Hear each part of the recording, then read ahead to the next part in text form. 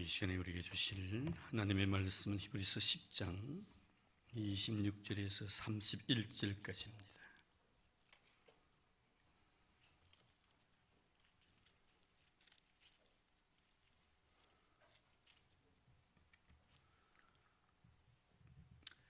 히브리서 10장 26절에서 31절까지의 말씀, 우리 다 같이 한 마음으로 같이 봉독하도록 하겠습니다.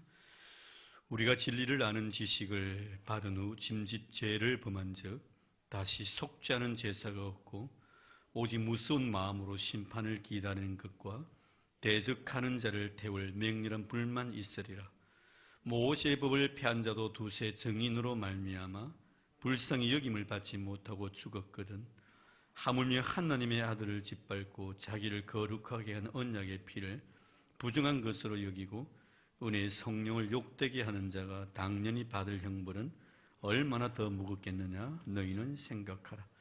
원수 갚는 것이 내게 있으니 내가 갚으리라 하시고 또다시 주께서 그의 백성을 심판하시리라 말씀하신 것을 우리가 아노니 살아계신 하나님의 손에 빠져 들어가는 것이 무서울진저. 아멘. 우리가 바울 서신을 보면은 성령에 대한 말씀들이 많이 기록이 되어져 있습니다. 성령의 충만함을 받으라. 또 성령을 근심시키게 하지 말라. 성령을 소멸치 말라. 그리고 내 마음에 성령이 계신다는 성령의 내주를 인정하라. 기타 등등 여러 가지 성령에 대한 이야기를 많이 했습니다. 그러나 성령의 충만함을 받지 못했다고 해가지고 우리가 하나님 앞에 영원히 벌을 받는 것도 아니고 또 우리가 성령을 소멸했다 해가지고 그것 때문에 하나님의 심판의 대상이 되는 것도 아닙니다. 우리가 성령을 근심시키게 했다 해가지고 그것 자체가 또 하나님께 버림을 당하는 그런 요인이 될 수도 없습니다.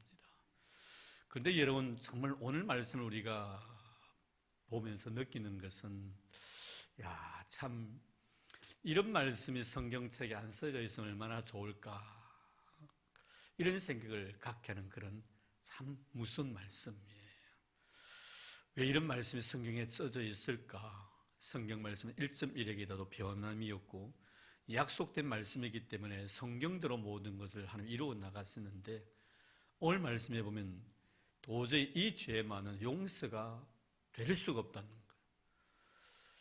하나님께 이 죄만은 도저히 용납할 수 없다. 이 죄를 짓는 자에게는 지옥에서 바로 심판을 받을 수밖에 없다라고 단정을 짓는 그런 말씀이기 때문에 참 오늘 말씀을 우리가 대할 때 참과 두렵지 아니할 수가 없는 것입니다. 우리가 다 같이 그 마태복음 12장 말씀을 한번 보겠는데요. 마태복음 12장 한번 찾아보십시다. 마태복음 12장 31절 32절 말씀을 한번 제가 우리 같이 한번 읽어볼까요? 마태복음 12장 31절 32절 말씀입니다. 자, 같이 한번 읽겠습니다. 시작. 그러므로 내가 너에게 이르노니 사람에 대한 모든 죄와 모독은 사하심을 얻되 성령을 모독하는 것은 사하심을 얻지 못하겠고 또 누구든지 말로 인자를 거역하면 사하심을 얻되 누구든지 말로 성령을 거역하면 이 세상과 오는 세상에서도 사하심을 얻지 못하리라. 성령을 해방하고 성령을 거역하는 죄는 도저히 용서를 받을 수 있는 길이 없다라고 이렇게 말씀을 하고 있습니다. 그래서 여기서 우리가 먼저 아는 것은 바로 이 세상에서 가장 불쌍한 자가 누구냐는 문제예요. 이런 그래도 예수를 안 믿는 사람들 가운데서도 나중에 하나님 은혜 베푸셔서 다시 주님께로 돌아와서 예수를 믿을 수 있는 기회를 얼마든지 하나님 주십니다. 그런데 오늘 말씀에 보면은 하나님께서 이런 기회를 주시지 않겠다는 거예요. 사하심을 받을 수가 없다, 용서를 받을 수가 없다라고 이렇게 말씀합니다. 세상에서 가장 불쌍한 사람은 바로 예수 그리스도를 알면서도 예수님을 부정하는 사람, 예수가 하나님의 아들이심을 알면서도 부정한 자, 알면서 부정하는 자입니다. 믿으면서 부정하는 자가 아니고요. 알면서 부정하는 자. 참 여러분, 이 자가 바로 세상에서 가장 불쌍한 자라는 것을 우리에게 말씀해 주고 있습니다. 그래서 26절 말씀에 우리가 진리를 아는 지식을 받은 후, 자, 진리를 아는 지식을 받은 후, 이 진리가 뭡니까? 예수를 말하는 겁니다.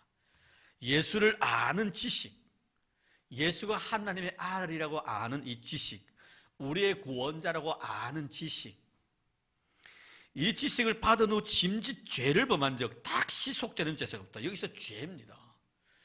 여러분, 우리가 살아가면서 어떤 죄라도 하나님 앞에 다 용서를 받을 수가 있습니다. 그런데 오늘 말씀에 말씀하고 있는 이 죄는 용서를 받을 수 없는 죄라는 거예요. 그럼 용서를 받을 수 없는 죄는 뭡니까, 여러분? 진리를 알면서 그 진리 자체를 갖다가 거역하는 것, 용서받을 수 없는 죄입니다. 우리 예수님께서 왕의 아들을 위한 잔치를 왕께서 배설하고 많은 사람들에게 초청을 합니다. 초청을 하시고 나신 뒤에 날짜가 돼서 먼저 초청된 자들을 갖다 부릅니다. 여기서 먼저 초청된 자는 누굽니까? 유대인들을 말하는 것이거든요. 근데 그들이 아무도 오지 않습니다. 핑계를 대고 예수님이 다시 종들에게, 주인이 종들에게 시켜서 가는데 사거리 가서 아무나 만나는 대로 다 데리고 오래 초청해라 했습니다. 왕이 아들을 위해서 잔치를 초청하니 얼마나 정말 그가 푸짐한 것이 많겠어요. 다 초청받아서 왔습니다. 그런데 그 중에 한 사람이 예복을 입지 않고 그 자리에 참여한 겁니다. 주는 굉장히 그를 책망하시면서 이때 그 말씀의 비유에 대한 결론이 뭡니까? 청함을 받은 사람은 참 많은데 택함을 입은 자는 적으니라 말씀합니다. 여러분, 청함을 입은 자는 많은데 택함을 받은 자는 적다는 말씀은 오늘날 우리가 크리스찬들에게 예수에 대해서 아는 지식은 굉장히 많습니다. 예수에 대해서 바삭합니다. 그러나 여러분, 예수를 진심으로 내 마음속에 구원의 주로 믿음의 대상으로 받아들이지 않는 사람들이 많이 있다는 말씀이에요. 아무래도 여러분, 성경에 대해서는 그 성경 신학을 학문을 갖다 한 신학자들이 제일 잘 알 겁니다. 이분들은 원어를 갖다가 파헤칩니다. 원본을 파헤칩니다. 그저 우리가 번역한 번역이 아니고 가장 원어에 가까운 사본을 갖다 연구합니다. 그리고 그 단어의 뜻에 대해서 해석을 합니다. 엄청난 시간을 투자 많이 합니다. 여러분, 이들은 머릿속에 성경 66권이 다 들어가 있습니다. 그러나 그들이라고 해가지고 신학자들이 다 예수를 구주로 믿느냐? 그렇지 않습니다. 예수를 구주로 안 믿는 사람 많습니다. 알기는 많이 압니다. 여러분 잘 아시는 인도의 성자 간디를 잘 알 겁니다. 이 간디도요, 굉장히 예수님 존경한 사람입니다. 그는 매일매일마다 산상보온을 외우던 사람입니다. 그러나 그는 예수를 믿지는 않았습니다. 알면 뭐합니까, 여러분?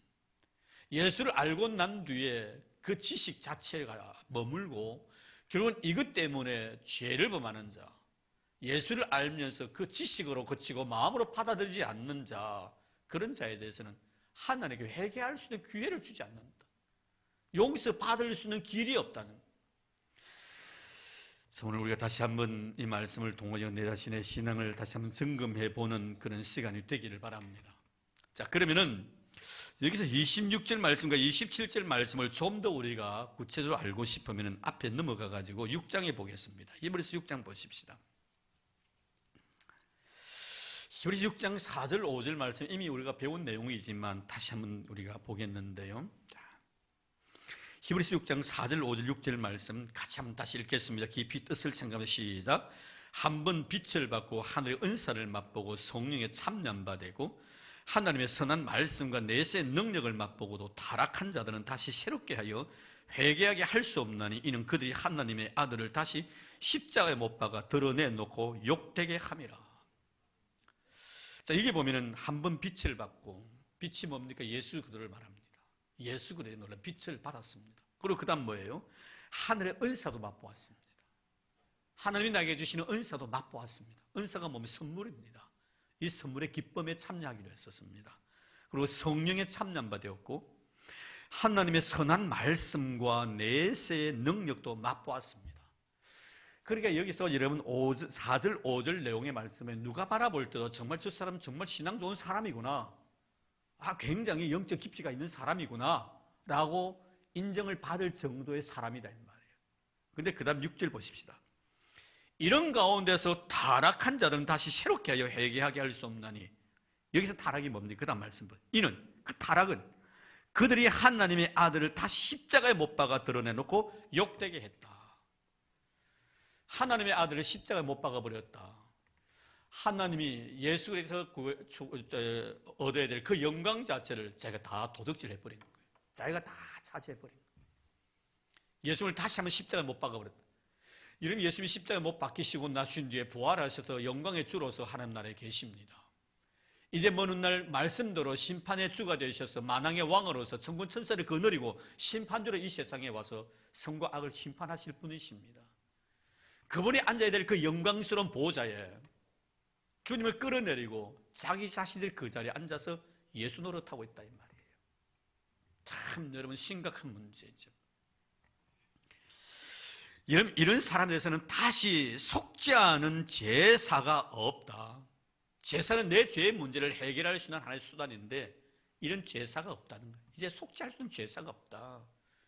그들에게 속죄할 수 있는 기회를 주지 않겠다는 겁니다. 용서할 수 있는 그런 은혜를 그들에게 주지 않겠다. 여러분, 우리가 아담이 선악과를 따먹었을 때도요, 하나님이 그에게 용서하는 길을 주셨습니다. 그것이 뭡니까 여러분? 짐승을 잡아서 그 가죽 옷을 입힌 거예요.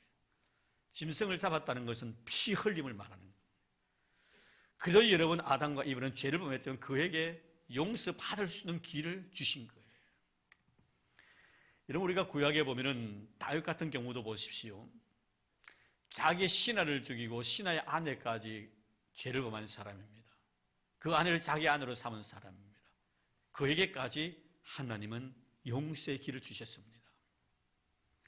베드로 같은 경우도 그렇습니다. 베드로 보면요, 3번이나 주님을 모른다고 부인하고 저주까지 한 사람입니다. 주님을 저주했어요. 그럼에도 불구하고 그에게 용서받을 수 있는 길을 주십니다.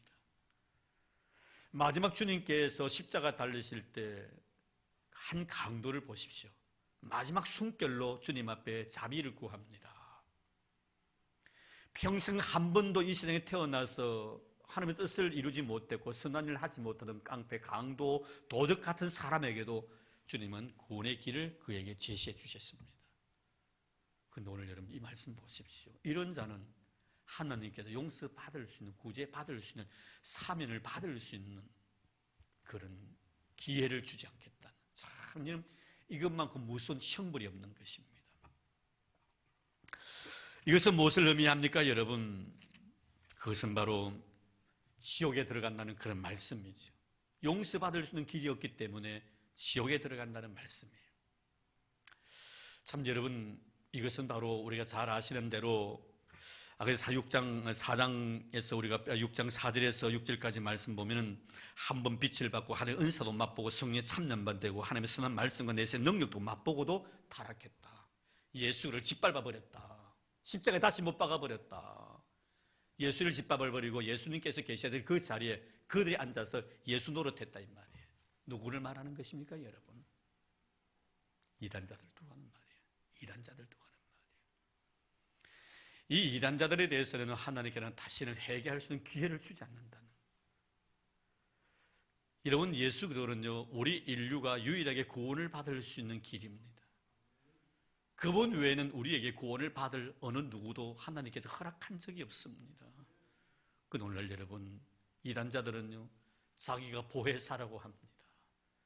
신천지인만이, 안상홍이 자기가 스스로 하나님이라고 이야기를 합니다. 악한 영에 사로잡히게 되면요, 상식 이하의 짓을 하는 거예요. 자기를 통해서만이 구원을 받는다고 이야기를 하는 겁니다. 그런데 말려 들어가는 거예요. 여러분, 이게 바로 사단의 역사입니다. 사단이 얼마나 교만한지 알아요. 결국 하나님 앞에 돌려야 될 영광을 자기 것으로 취해버리는 거예요. 여러분, 우리가 이런 것을 바라볼 때 내가 정말 예수를 나의 구주로 고백하고 있다는 것이 얼마나 축복된 일인가 하는 것을 우리는 여기서 깨닫게 됩니다. 다른 건 나에게 주시지 않는다 할지라도, 남들만큼 건강이 여의치 않고 남들처럼 부하게 살지 못한다 할지라도, 세상의 권력을 내가 갖고 있지 않다 하더라도, 세상 사는 사람의 자랑거리가 나에게는 아무것도 없다 할지라도, 내가 예수를 나의 구주로 믿는 이 신앙 하나만 가지고 있던 것에 대해서 내가 정말 복받은 자라는 것을 여러분 꼭 기억하시길 바랍니다. 왜입니까 여러분? 우리는 언제든지 예수를 나의 구주로 고백하는 이상 우리에게는 언제든지 용서받을 수 있는 길을 하나님께서 허락하시기 때문에 내가 마지막 죽는 그 순간까지도 하나님 앞에 잘못을 고백할 때 하나님 다 용서해 주신다. 그리고 우리는 항상 하나님 앞에 정말 감사할 수 있는 이런 믿음을 가지는 여러분 되기를 바랍니다. 속죄하는 제사가 없는 것이 아니라 우리에게는 항상 속죄할 수 있는 제사를 하나님이 허용해 주신다는 것. 자, 그리고 난 뒤에 이제 28절, 29절 말씀에 보면 구약과 신약에 대한 말씀을 하시는데요. 모세의 법을 폐한 자도 두세 증인으로 말미암아 불쌍히 여김을 받지 못하고 죽었거든. 자, 여기는 율법 말합니다. 그리고 29절입니다. 하물며 하나님의 아들을 짓밟고 자기를 거룩하게 한 언약의 피를 부정한 것으로 여기고, 예수를 부정한, 하나님의 은혜를 갖다 거부해버린다는 거예요. 예수님의 은혜를 거부한다는 거예요. 자, 이런 자들이, 은혜의 성령을 욕되게 하는 자가 당연히 받을 형벌은 얼마나 더 무겁겠느냐 너희는 생각하라. 율법을 어긴 자에게도 하나님께서 징계하시는데, 은혜를 저버리고 은혜를 짓밟고 은혜를 거역하는 자, 예수를 거역하는 자에게 주어질 형벌이 얼마나 큰가 너희는 생각하라. 이런 그렇습니다. 율법을 어기면요 맞으면 됩니다. 그렇지 않습니까 여러분? 우리가 가정에서도요, 애가 부모에게 잘못했을 때요, 용서해 주는 것과요, 내가 잘못한 것에 대한 대가를 받는 것은 다릅니다. 내가 잘못했잖아요. 그럼 이리 오너라. 네 종아리 거저 해차리 밑에 꽉 때립니다. 그거 끝나는 거예요. 내 잘못에 대한 대가를 치러온 거예요. 근데 사실 이것은요, 내가 잘못한 대가만 치료되는 거예요. 바로 이게 율법이에요. 내가 하나님의 말씀을 어겼으면 그 어김에 대해서 내가 그만큼의 징계를 받으면 끝나는 거예요. 근데 은혜는 뭡니까? 때리지 않는 거예요. 용서하는 겁니다. 고통이 없습니다. 그런데 문제는 뭐예요? 내가 은혜를 받아서 나에게 내가 징계를 받지 않고 나에게 편안하게 모든 게 용서된다 해가지고 그것을 짓밟으면 안 된다. 그것을 이용해가지고 끝까지 그 은혜를 저항하고 그 은혜 앞에서 거부하고 이런 마음을 가지면 안 된다는 거예요. 이제 우리가 죄를 짓지 못하는 이유가 뭡니까? 율법 때문이 아니고 은혜 때문이죠. 내가 왜 하나님 앞에 나가서 고백할 수밖에 없습니까? 율법 같으면 고백 안 해도 돼요. 맞으면 돼요. 은혜이기 때문에 고백하는 거예요. 내가 죄를 짓는 것을 두려워하고 죄에 대해서 내가 정말 경계심을 가지는 이유는 은혜 때문에 그런 거예요. 율법 때문에 그런 건 아닙니다. 사랑해 주었기 때문에, 용서해 주었기 때문에, 내가 부모 앞에서 잘못을 범해도 부모는 그 잘못에 대해서 책망하지 아니하죠. 그저 사랑으로 감싸줍니다. 이게 다 하면 어떻습니까? 그 사랑이 너무나 고마워서 내가 죄를 범할 수가 없는 거예요. 이게 바로 여러분 은혜의 의미를 아는 자고 사랑의 의미를 아는 자입니다.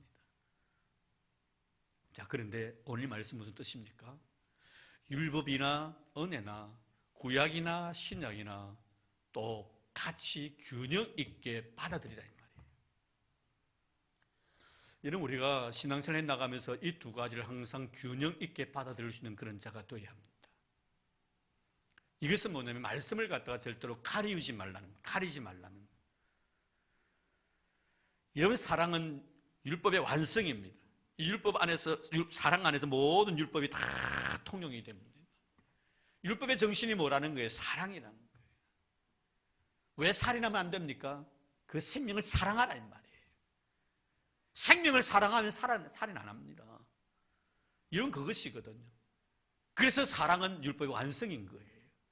그런데 여기서 중요한 것은 구약 율법이나 신약 은혜나 항상 우리가 율법을 범한 자도 이렇게 아픈데 은혜를 저버리면 그 아픔이 오죽하겠냐는 말씀은 구약이나 신약이나 항상 우리가 균형 잡힌 어떤 말씀일지라도 그것이 때로는 나에게 생명의 말씀이 될 수가 있고, 때로는 그것이 바로 나에게 위로의 말씀이 되고 은혜의 말씀이 될 수 있습니다. 신약은 주로 은혜의 말씀이에요. 구약은 뭡니까? 주로 율법의 말씀이에요. 율법은 뭐라고요? 책망입니다. 그러나 신약에 와서는 그 말씀 자체가 사랑과 용서로서 승화됩니다. 어떤 말씀이든지 간에 신약이 좋다, 은혜가 좋고 사랑이 좋다, 그럼 율법은 아무 가치가 없다, 이게 아니라는 거예요. 물론 율법이라는 것은 은혜에 대한 그림자입니다. 모세는 예수의 그림자예요. 실체가 바로 예수 그리스도십니다. 그러나 우리는 이 실제인 신약뿐만 아니라 구약도 우리가 알아야 됩니다. 잘못을 범했을 때는 이런 아픔이 있다는 것도 알아야 되고, 잘못을 범했을 때는 예수의 은혜로 인하여 우리가 회개하면 용서해 주시는 이 귀한 진리도 알아야 됩니다. 이 말씀은 오늘날 우리가 신앙생활에 나가면서 나에게 주시는 귀한 말씀에 대해서 절대로 여러분 우리가 편식하면 안 된다는 거예요. 내 귀에 좋게 들리는 말씀만이 아멘이 되고 나에게 싫은 말씀을 갖다가 내가 거부해서는 안 돼요. 이럴 때는 우리가 균형 잡힌 신앙인이 될 수가 없다는 거예요. 하나님이 우리에게 요구하시는 것은 뭡니까? 율법이든지 은혜든지 주 안에 모든 것들 아름답게 우리가 소화시킬 수 있는 그런 능력을 가지라 이 말이에요. 여러분, 그래서 우리가 이 말씀을 갖다 받아들이는 마음에 대해서는 굉장히 중요합니다. 여러분, 우리가 건강한 사람들 보면요, 그 음식 자체를 굉장히 잘 먹습니다. 그래서 여러분, 아가서 4장 2절 말씀에 보면요, 솔로몬이 술람이 여인에 대해서 그 매력을 이야기하면서 치아에 대한 이야기를 합니다. 그 아가서 4장 2절 말씀에 보면은 내 이는 목욕장에서 나오는 털 깎인 암양 곧 새끼 없는 것은 하나도 없이 각각 쌍태를 낳은 양 같구나. 쌍태를 낳은, 두 마리를 낳은 양. 이가 색깔이 하얗고요, 양털같이. 그리고 이 아래 니가 아주 가지런했다는 미인의 조건이죠, 여러분. 이 미인이 되려면 어떻습니까? 뻐덩이 나면 안 됩니다. 치아가 항상 하여야 됩니다. 병든 치아는 안 됩니다. 이빨이 빠지면 안 됩니다. 금이빨 하얘면 안 됩니다. 하얗고 그리고 가지런해야 합니다. 이런 치아에 대해서 솔로몬이 굉장히 매력을 느끼는데요, 이것은 영적인 의미에서는 무엇입니까? 여러분, 이가 건강해야만이 우리 신체가 건강하다고 얼마나 치과 의사가 그 말합니다. 이가 건강해야 여러분 신체가 건강한 거예요. 우리의 신체의 건강은 이에 달려있다는 거예요. 그런데 이 술람미 여인의 그 치아가 얼마나 가지런했던지 윗이와 아래 이가 아주 질서정연하다는 거예요. 어떤 음식을 먹든지 충분히 소화시킬 수 있는 능력이 있다 이 말이에요. 사랑하는 성도 여러분, 오늘 이 히브리서를 통해서 다시 한번 우리에게 주시는 영적 교훈이 바로 그것입니다. 율법과 같이 때로는 그 말씀이 강할 수도 있고, 복음과 같이 때로는 그 말씀이 부드러울 수가 있습니다. 내가 잘못했을 때 어떤 말씀은 책망의 말씀이 될 수가 있고, 어떤 것은 그 잘못 자체를 이해하고 감싸주고 용서하는 그런 말씀도 있습니다. 어떤 말씀일지라도 그 말씀 앞에서 내가 아멘 할 수 있는 자가 되라. 이자가 바로 여러분 하나님 앞에 균형 잡힌 신앙인의 삶의 모습을 살아갈 수가 있다는, 오늘 우리는 혹시나 편식하고 있지 않습니까? 내 육신이 병들어 가는 것처럼 내 영이 병들어 가고 있지는 않는지 우리는 꼭 기억하시길 바랍니다. 말씀을 맺으려고 합니다. 오늘 우리는 정말 말씀 앞에서 다시 한번 내 자신을 성찰하면서 우리가 그래도 예수를 나의 구주로 고백해서 끝까지 하나님은 나를 갖다 버리지 아니하시겠다는 머리 예어되어지는 예수가 아니라 머리 예어되었던 그 예수님이 내 가슴 속에 들어와서 내 심령을 녹이고 내 마음으로 정말 예수를 갖다가 구주로 고백하는 마음으로 믿어 의에 이루고 입으로 시인하여 구원을 받듯이 내 마음으로 예수를 믿게 해주신 하나님 은혜에 대해서 내가 감사할 수 있는 자가 되어야 되겠다. 이 은혜는 어느 것을 통해서 내가 양보할 수 없는 은혜. 사도 바울의 모습처럼 모든 것들을 양보하고 모두 다 손해볼 수 있지만 예수의 은혜만은 내가 결코 생명을 걸고 지키겠다는, 여러분 정말 예수의 은혜를 생명을 걸고 지키는 여러분 되기를 바랍니다. 어느 누구도 빼앗기지 마시기를 바랍니다. 이런 은혜 주신 하나님께 감사하기를 바랍니다. 그리고 주의 말씀을 항상 균형 잡힌 신앙인으로서 어떤 말씀일지라도 그 말씀을 아멘으로 받아들이는 여러분 되기를 바랍니다. 그럴 때 여러분의 영성은 더 아름답게 성장되고 성숙해서 아름다운 열매를 맺을 줄로 믿습니다. 이런 은혜가 있기를 주의 이름으로 축복합니다. 하나님 감사합니다. 이 귀한 시간 우리를 불러주시고 이단자들이 받아야 될 형벌의 그 무서움을 우리에게 계시해 주셨으면 그들이 예수를 짓밟았기 때문이었습니다. 성령을 욕되게 했기 때문이었습니다. 하나님 아버지, 우리로 하여금 회개할 수 있는 은혜 주신 것 감사드리오며 용서받을 수 있는 제사의 길을 우리에게 개시해 주셔서 너무나 고마울 뿐이옵니다. 이거 끝까지 지켜나갈 것입니다. 내 생명 걸고 예수 그리스도의 나의 구주되심을 고백하며 살아갈 것입니다. 다른 것 주시지 않는다 할지라도 예수를 나에게 주셨사오니 이 은혜에 감사하며 살아가는 저희를 되도록 축복해 주옵소서. 어떤 말씀일지라도 그 말씀 앞에서 겸손한 마음으로 아멘으로 응답할 수 있는 성숙한 신앙인들이 다 되도록 축복해 주옵소서. 예수님 이름으로 기도드리옵나이다. 아멘.